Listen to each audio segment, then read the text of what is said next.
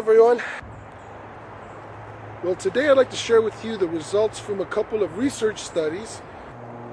Well, the first has to do with comparing the health outcomes between those who subscribe to a vegetarian vegan lifestyle versus those who are generally carnivores. Now, behind me is a memorial for those who have died from cancer and for those who are suffering from cancer, to give them inspiration to continue the fight. And part of continuing the fight is to adopt a lifestyle that's contingent to better health. And one part of that healthier lifestyle is to adopt better dietary habits.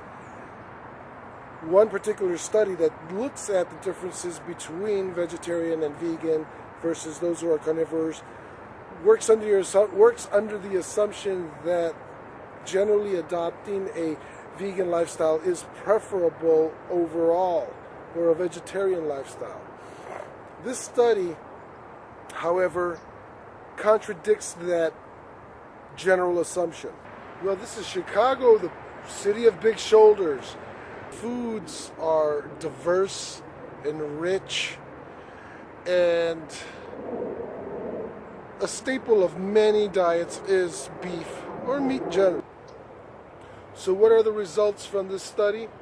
Well, the results found that those who had a moderate consumption of meat had better health outcomes overall than those who had a vegetarian/vegan diet. One major caveat from this study is that they grouped vegetarian and vegan lifestyles together, and both of them have different levels and different types of nutrients. The authors of this study argue that eliminating meat has a person eliminating important nutrients to help maintain body processes, while having a vegan diet makes it more complicated to replicate or to replace those particular minerals and vitamins in one's diet. Consequently, health outcomes are not as good. Yeah, it's 6 in the morning and 41 degrees. It's beautiful outside. It's a lot easier to walk in cooler weather because your body, of course, is going to be producing heat. Now, I like to walk every day. I like to do at minimum 30 minutes of walking.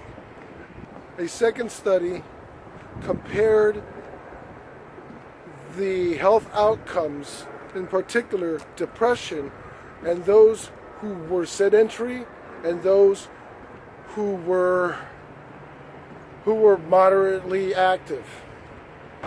What was very interesting about this study is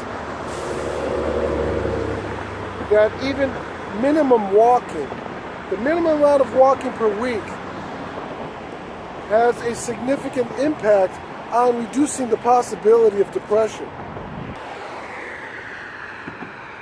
The study found that only walking an hour per week was sufficient to impact depression, to reduce its possibility.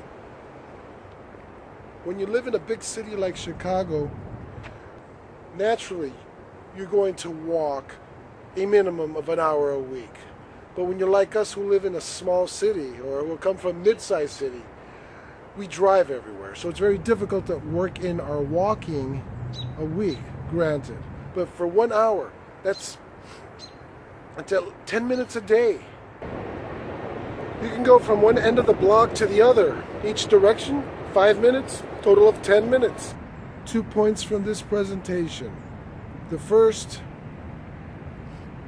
a little bit of meat in your diet can go a long way. And the second, an hour of walking per week can also go a long way to keeping you feeling healthy and your mood stable. This is Dr. Vittorio Puente, el amigo de la gente, coming to you from Millennial Park in the great city of Chicago. Until next time, stay healthy, stay active, and be good. Up, down, to right.